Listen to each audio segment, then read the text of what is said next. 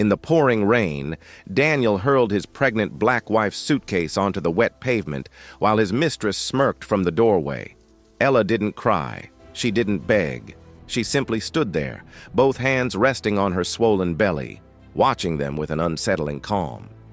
When her mother-in-law crossed a line so unforgivable that even the cold rain seemed to gasp, Ella slowly wiped her face.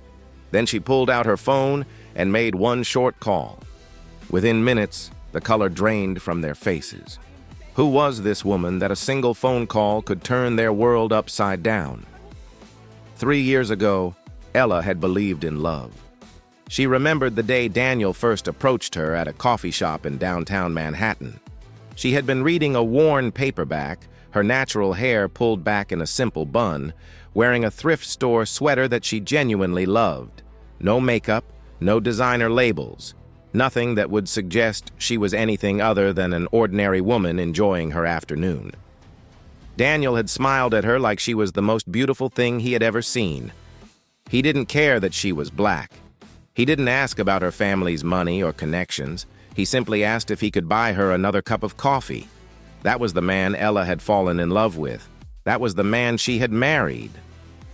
But that man had slowly disappeared over the past 3 years, eroded by whispers and expectations and the relentless pressure of his mother's disappointment. Margaret had never approved of the marriage. From the moment Daniel brought Ella home, his mother had made her feelings painfully clear. She never used slurs, never said anything that could be quoted back as explicitly racist. She was far too clever for that. Instead, she wielded her disapproval like a surgeon's scalpel, cutting with precision. "She's very simple, isn't she?" Margaret would say, eyeing Ella's modest clothing. "I just worry she won't fit in with our circle." "Are you sure she's not after your money, sweetheart? You know how those people can be. I only want what's best for you, Daniel. A man in your position needs a wife who can elevate him, not drag him down." Day after day, month after month, year after year, those words had done their work. Daniel began to see Ella through his mother's eyes. He started coming home later. He stopped holding her hand in public. He flinched when colleagues asked about his wife. Ella watched it all happen with a quiet sorrow that she kept buried deep inside.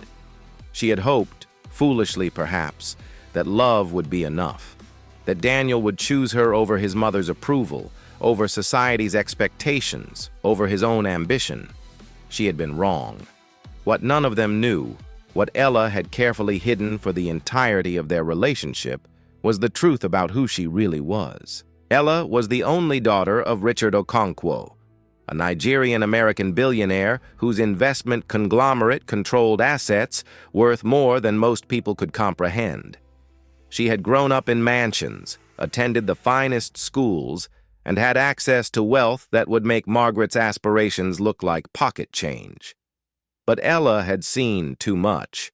She had watched people transform the moment they learned her last name. Friends who suddenly wanted favors, men who looked at her and saw dollar signs instead of a person.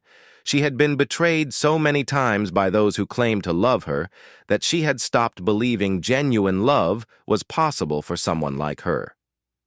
So she had made a deal with her father. 5 years of anonymity.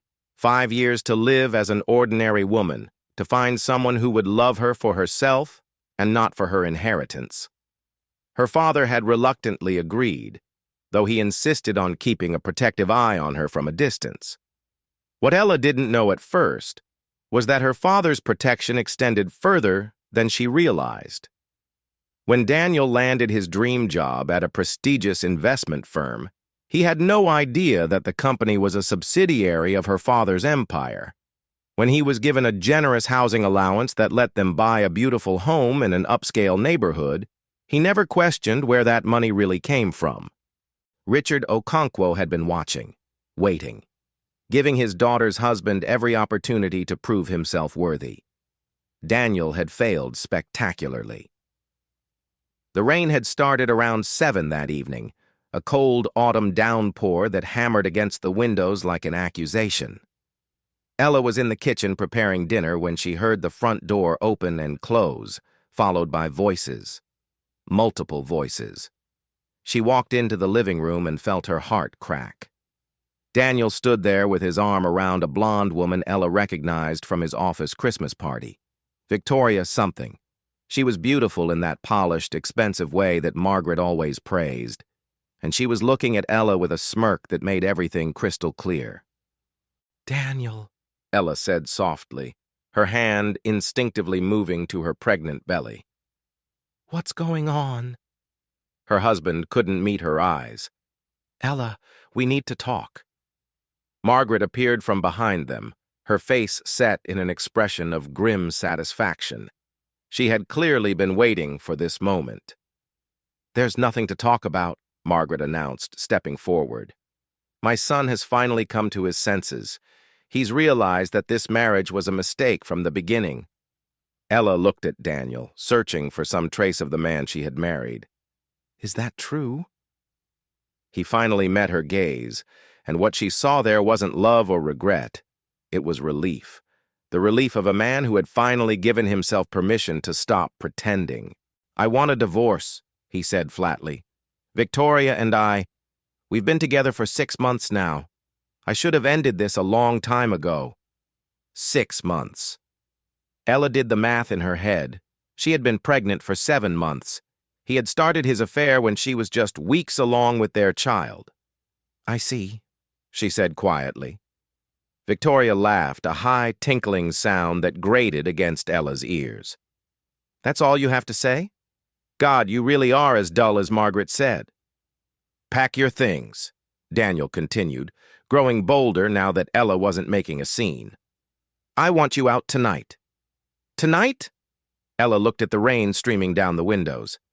"Daniel, I'm 7 months pregnant. At least let me—" "I don't care." His voice was cold. "I'll have your stuff sent to wherever you end up. Just go." Margaret stepped closer, her eyes gleaming with 3 years of suppressed contempt. "You heard my son. Get out. You never belonged here anyway. A woman like you thinking you could be part of our family? It was laughable from the start." Ella remained still. She had learned long ago that dignity was the one thing no one could take from you unless you let them. So she simply nodded and walked upstairs to gather her essentials. When she came back down with a single suitcase, Daniel grabbed it from her hands and marched to the front door. He opened it to the howling rain and threw her belongings onto the wet pavement. "There," he said. "Now get out." Ella stepped outside, the cold rain immediately soaking through her thin sweater. She walked to her suitcase and picked it up, then turned to face the 3 people watching from the doorway. It was at that moment that a delivery truck pulled up to a neighboring house. The driver, a young man named Clinton, stepped out with a package. He lived in Brooklyn but made deliveries across the city, and this upscale neighborhood was one of his regular routes. He had seen Ella before during his rounds. He had noticed how she always seemed a little sad, how her husband never held the door for her, how her mother-in-law looked at her with barely concealed disgust. Tonight, he saw something worse. He saw a pregnant woman standing alone in the rain while 3 people watched from a warm, dry doorway. He saw her suitcase on the wet ground. He saw the cruelty playing out in real time. Clinton grabbed an umbrella from his truck. He walked over to Ella and silently held it over her head. No words, just a simple act of human decency. Ella looked at him with surprise, then gratitude. She nodded her thanks. Margaret's voice cut through the rain. "Mind your own business, delivery boy." Clinton ignored her. He simply stood there, keeping Ella dry, his eyes fixed on the ground. But Margaret wasn't finished. 3 years of resentment had built up inside her, and now that her son had finally done what she always wanted, she felt invincible. She strode out into the rain, not caring that her expensive blouse was getting soaked. "You think you can just stand there looking pitiful and someone will save you?" Margaret hissed at Ella. "You're nothing. You've always been nothing. A poor black girl who got lucky enough to trap my son, and now your luck has run out." Ella said nothing. "That baby in your belly?" Margaret continued, pointing at Ella's stomach. "It will never be part of this family. I'll make sure of that. No grandchild of mine will have your blood." Still, Ella remained silent. Something about that silence infuriated Margaret beyond reason. She had expected crying, begging, pleading. She had expected Ella to fall apart. Instead, the younger woman just stood there with an expression that Margaret couldn't read. So Margaret did something unforgivable. She spat directly in Ella's face. The saliva ran down Ella's cheek, mixing with the rain. Clinton made a sound of disgust and stepped forward, but Ella gently touched his arm to stop him. Slowly, deliberately, Ella wiped her face with the back of her hand. Then she looked at Margaret with eyes that held no anger, no hurt, no fear. What Margaret saw in those eyes was something that made her take an involuntary step backward. It was pity. Ella reached into her pocket and pulled out her phone. She dialed a number she knew by heart and lifted it to her ear. "Father," she said calmly, "I have my answer now. Do what you need to do." She ended the call and slipped the phone back into her pocket. Daniel laughed nervously from the doorway. "Who was that supposed to be? Your imaginary rich father?" "Ella, we all know your dad works at a factory somewhere." Victoria giggled. "Maybe she's calling her pimp." Margaret forced a smile, but something had shifted. Something about the way Ella was looking at them, the absolute certainty in her voice, sent a chill down her spine that had nothing to do with the rain. "You're pathetic," Margaret said, but her voice wavered slightly. "Making empty threats won't change anything." Ella didn't respond. She simply stood there under Clinton's umbrella, one hand on her belly, waiting. She had waited 3 years for this moment. She could wait a few more minutes. The rain continued to fall, relentless and cold. 15 minutes had passed since Ella's phone call, and Daniel was growing impatient.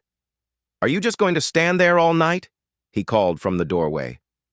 "Your imaginary rescue isn't coming, Ella. Just accept it and leave." Victoria wrapped her arms around his waist, pressing herself against him. "Maybe we should call the police. She's technically trespassing now." Margaret nodded approvingly. "That's a wonderful idea. Let the authorities deal with her." Clinton still stood beside Ella, holding the umbrella steady. He glanced at her face, searching for signs of distress, but found none. She looked almost serene, like a woman who knew something the rest of them didn't. "Ma'am," he said quietly, "do you have somewhere to go? I can call someone for you." Ella shook her head gently. "Thank you, but that won't be necessary. They're almost here." Before Clinton could ask what she meant, a sound cut through the rain. It was distant at first, barely audible over the storm, but it grew steadily louder. The unmistakable purr of expensive engines, multiple vehicles approaching in formation. Daniel stepped out from under the doorway awning, squinting through the rain. What the hell? The first car that turned onto their quiet suburban street was a black Rolls-Royce Phantom, its headlights cutting through the darkness like twin suns. Behind it came a silver Mercedes Maybach, followed by 2 black SUVs with tinted windows.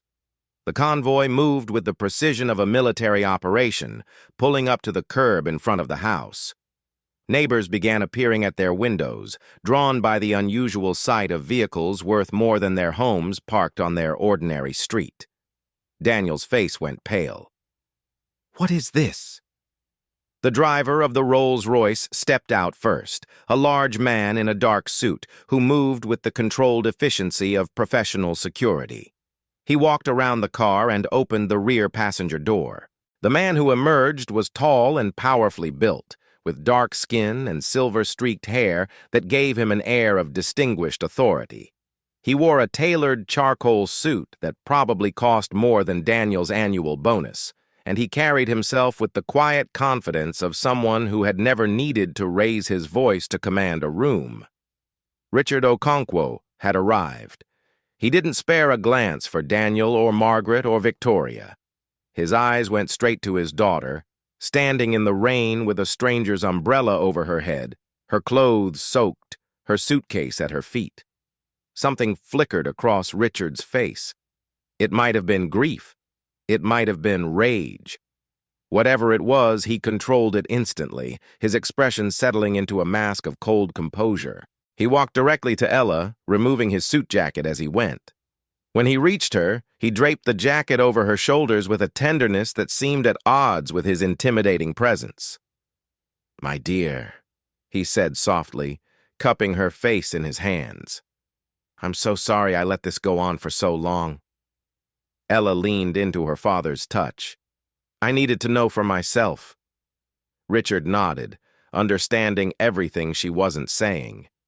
Then he turned to face the three people frozen in the doorway. Daniel had gone white as a sheet. Margaret was gripping the doorframe like she might collapse without its support. Victoria had released her hold on Daniel and taken several steps backward, her survival instincts apparently sharper than her conscience. Richard studied them the way a scientist might study bacteria under a microscope. There was no anger in his expression, no heat. Just a cold, clinical assessment that somehow felt more terrifying than any display of temper. "Thank you," Richard said finally, his voice carrying easily despite the rain. "Thank you for showing me exactly what kind of man my daughter married." Daniel's mouth opened and closed several times before he managed to speak. I don't understand." "Who are you?" It was Ella who answered. She stepped forward, out from under her father's protective shadow, and faced her husband directly. The rain had stopped mattering to her. Nothing mattered now except the truth. "Daniel," she said, her voice steady and clear, "do you know whose name is on the deed to this house?" He blinked, confused by the question. "Mine. It's in my name." "No." Ella shook her head slowly. "Check again. You'll find that the house belongs to Okonkwo Holdings. It always has.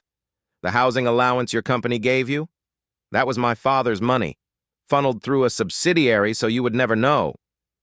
Daniel's confusion was shifting into something closer to panic. "What are you talking about?" "Your company," Ella continued. "The prestigious investment firm where you've built your career. Did you ever wonder why they recruited you so aggressively? Why you were promoted so quickly?"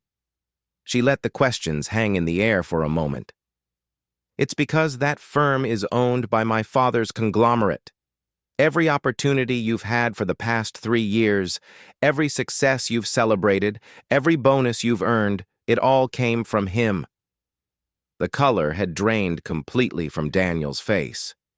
He looked like a man watching his entire reality crumble. "Even your car," Ella added quietly. "The one you told everyone was a performance reward. That was a gift from my father, given through the company, so you would think you had earned it." Margaret found her voice. "That's impossible. We would have known. Someone would have told us." Richard spoke for the first time since his initial statement. "Why would anyone tell you? You weren't important enough to know." The words landed like a physical blow. Margaret actually staggered backward. "I spent 3 years watching," Ella said.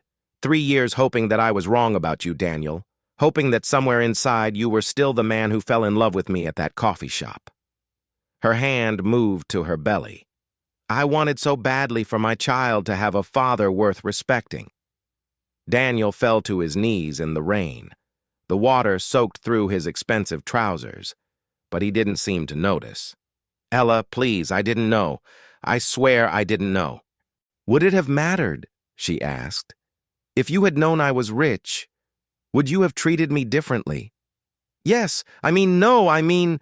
He was crying now, tears mixing with the rain on his face. "Ella, I love you. I've always loved you. It was my mother. She kept pushing and pushing. She made me think—" "I made you think what?" Margaret's voice cracked. She was looking at her son like she had never seen him before. "I only wanted what was best for this family. I wanted you to have a wife who could help you succeed." I built my father's empire from nothing, Richard said coldly. I came to this country with $200 in my pocket and turned it into more money than your family will see in 10 generations. And you thought my daughter wasn't good enough for your son? Margaret opened her mouth to respond, but no words came out. For the first time in her life, she had nothing to say. Victoria had been slowly edging toward the end of the porch, clearly calculating her escape. Richard's security team noticed her movement, and two of them stepped forward to block her path. She froze. "Please," Daniel begged, crawling toward Ella on his knees. "Please, I'll do anything. I'll change. I'll be better. Just don't take everything away." Ella looked down at her husband, at the man she had loved and lost, at the father of her unborn child. Part of her wanted to destroy him completely. Part of her wanted to let her father unleash the full weight of his resources and connections to ensure that Daniel never recovered from this moment. But she thought of the baby growing inside her. She thought of the kind of mother she wanted to be, the kind of person she wanted to become. "Stand up," she said quietly. Daniel scrambled to his feet, hope flickering in his eyes. "I'm not going to destroy you," Ella said. "For the sake of my child, who shares your blood whether I like it or not, I'm going to show you more mercy than you deserve." She turned to look at her father, who gave her a small nod of understanding. This was her decision to make. "You will be terminated from your position at the company tomorrow morning," Ella announced. "You will receive no severance, no recommendation letter, nothing. But I won't have my father blacklist you from the industry.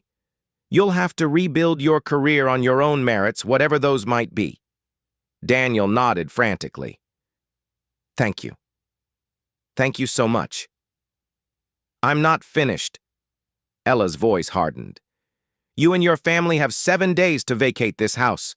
Not 72 hours because, unlike you, I'm not cruel enough to throw someone out with nowhere to go. 7 days. After that, the locks will be changed and anything left inside will be donated to charity." Margaret let out a sound that might have been a sob. "Where are we supposed to go?" "That's not my concern," Ella replied. "You've spent 3 years telling me I don't belong in your family. Now you can find out what it feels like to have nowhere to belong." She turned back to Daniel. "I'll be filing for divorce. I don't want your money because you don't actually have any that didn't come from my father. I don't want child support because I don't want my daughter growing up thinking she owes you anything. You'll have visitation rights if you want them, but I won't force you to be involved. That choice is yours." "Daughter?" Daniel's voice was hollow. "We're having a daughter?" "Yes." Ella placed both hands on her belly. "She'll grow up knowing that her worth isn't determined by her skin color or her family's bank account. She'll grow up knowing that she deserves to be loved for who she is, not what she can provide. And she'll grow up knowing that her mother chose dignity over revenge." Victoria made another attempt to slip away. This time, Ella addressed her directly. "You can go," Ella said. "I have nothing to say to you. But I'd suggest running far and fast because I suspect Daniel isn't going to look quite so appealing by tomorrow morning." Victoria didn't need to be told twice. She pushed past Margaret and disappeared into the rain, her designer heels clicking rapidly against the wet pavement. Richard stepped forward and placed a hand on Ella's shoulder. "Are you ready to leave?" Ella took one last look at the house where she had spent 3 years pretending to be someone she wasn't. 3 years of enduring small cruelties and quiet humiliations. 3 years of hoping that love would conquer hate. It hadn't, but she had learned something far more valuable than any lesson love could teach. She had learned exactly who she was and exactly what she deserved. "Yes," she said, "I'm ready." Clinton, who had been standing silently through the entire confrontation, still holding his umbrella, finally spoke. "Ma'am, I'm glad things worked out for you." Ella turned to him with a genuine smile, the first she had managed all evening. "Thank you for the umbrella, and for staying." Clinton shrugged, embarrassed. It wasn't right, what they were doing. Anyone would have helped. No, Ella said softly. They wouldn't have. That's what makes you different. She handed him back the umbrella and walked toward her father's waiting car. Richard's security team collected her suitcase and opened the door of the Rolls-Royce for her. Before she got in, she looked back one final time. Daniel was still standing in the rain, his expensive clothes ruined, his face a mask of devastation. Margaret had collapsed onto the porch steps, weeping into her hands. The house that they had been so proud of loomed behind them, a monument to ambitions built on borrowed foundations. Ella felt many things in that moment. Grief for the love she had lost, relief that the pretense was finally over, a deep, bone-tired exhaustion from years of carrying a secret that had grown heavier with each passing day. But she didn't feel hatred. She didn't feel the satisfaction of revenge. She just felt ready to begin again. Ella climbed into the car, and her father slid in beside her. As the convoy pulled away from the curb, she watched through the tinted windows as Daniel sank to his knees in the rain, a broken man surrounded by the ruins of everything he thought he had built. She placed her hands on her belly and whispered to her unborn daughter, "We're going to be okay, little one. Mama's going to make sure of it." The Rolls-Royce turned the corner, and Ella didn't look back again. The weeks that followed were a blur of paperwork and quiet grief. Ella chose to live in a modest apartment in Brooklyn, despite her father's protests. Richard had offered her a penthouse in Manhattan, a beach house in the Hamptons, anything she wanted. But Ella needed something different. She needed to heal in a space that felt like her own, not a reminder of the wealth and privilege that had complicated her entire life. The apartment was small but comfortable. One bedroom, a tiny kitchen, windows that looked out onto a quiet street lined with trees that were shedding the last of their autumn leaves.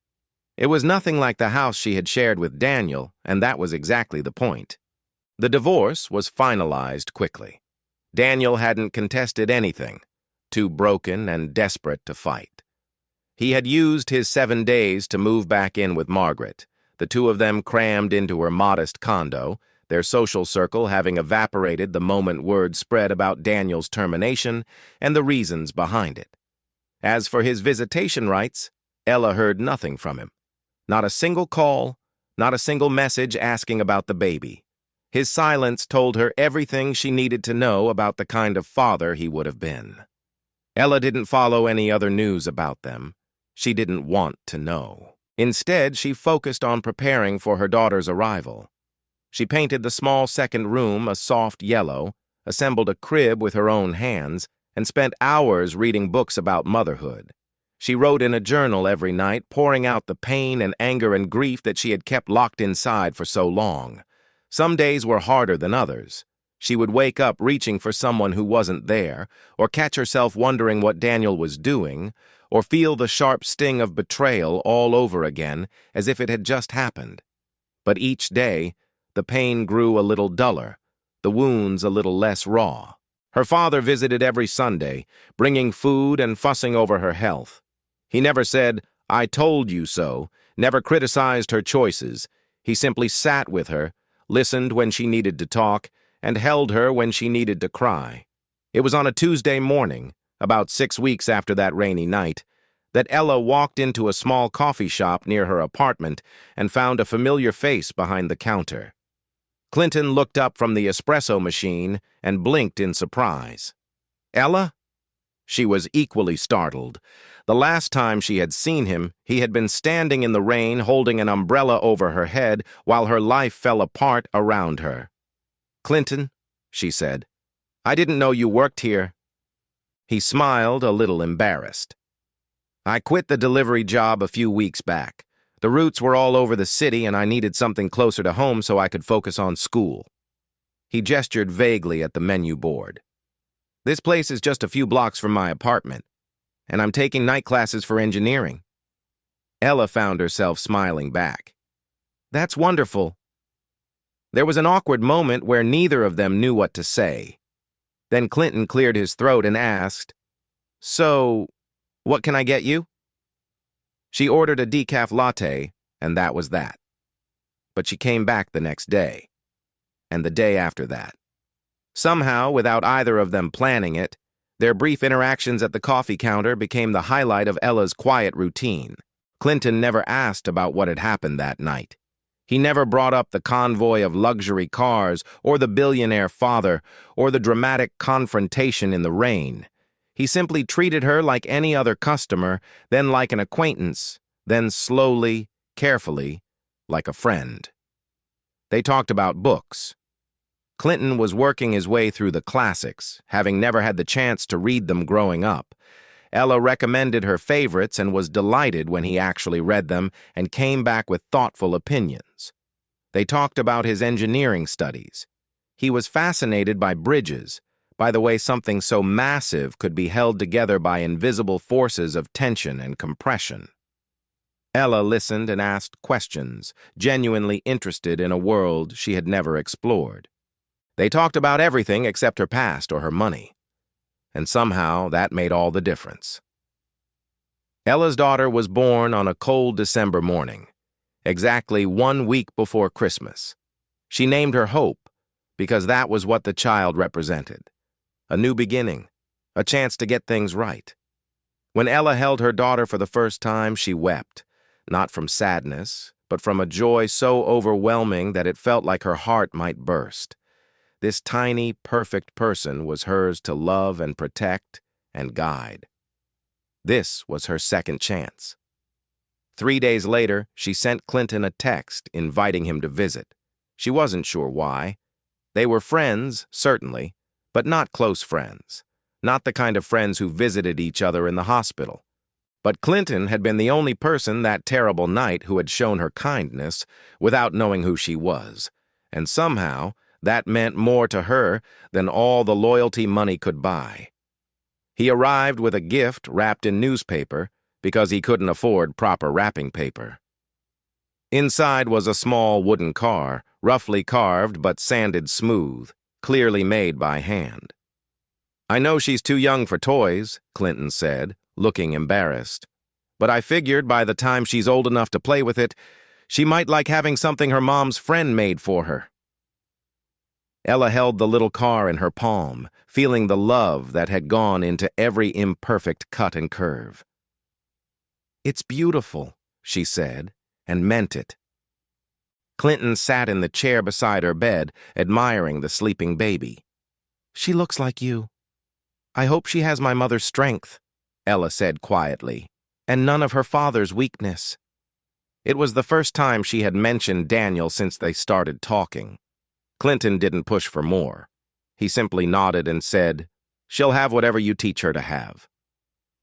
Ella looked at this man who worked at a coffee shop and took night classes and carved wooden toys by hand. This man who had offered her an umbrella in the rain simply because it was the right thing to do. "There's something I need to tell you," she said. Clinton waited. "My father is Richard Okonkwo, the billionaire. That night you saw, with all the cars and the security, that was him coming to get me." She watched his face carefully. "I'm not the ordinary person you think I am."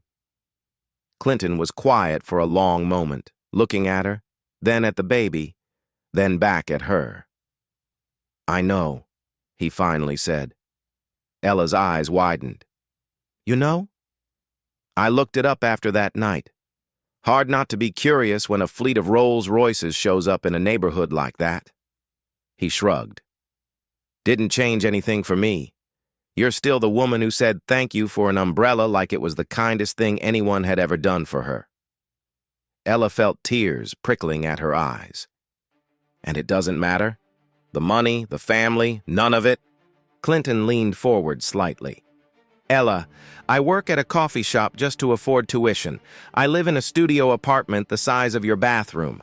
I've got nothing to offer someone like you except friendship and maybe a few more wooden toys." He smiled gently. "So no, it doesn't matter, because I'm not trying to get anything from you. I just like talking to you about books." Ella laughed through her tears. It was the most honest thing anyone had said to her in years. They didn't become a couple that day. There was no dramatic kiss, no declaration of love. Clinton went back to his coffee shop and his night classes, and Ella went home with her daughter to begin the long, beautiful work of being a mother. But he visited every week, and she started stopping by the coffee shop again, Hope sleeping peacefully in her stroller. And slowly, without either of them rushing it, something began to grow between them. Something real. On New Year's Eve, Ella stood at her apartment window with Hope in her arms, looking out at the city lights. She thought about the woman she had been a year ago, hiding her identity, hoping to be loved for herself, terrified that she never would be. She thought about Daniel, wherever he was now, learning the hard way that the world didn't owe him anything. She thought about Margaret, whose desperate climb toward status had cost her everything that actually mattered. And she thought about Clinton, who had nothing to offer but kindness and had given her exactly what she needed. "You're going to grow up knowing something important," Ella whispered to her daughter. "Your worth isn't measured by the color of your skin or the size of your bank account. It's measured by how you treat people who can do nothing for you." Hope yawned and snuggled closer. Ella smiled and pressed a kiss to her daughter's forehead. Outside, fireworks began to explode across the sky, welcoming a new year full of possibility. Ella watched them with dry eyes and a peaceful heart. She had found herself, and that was worth more than any fortune.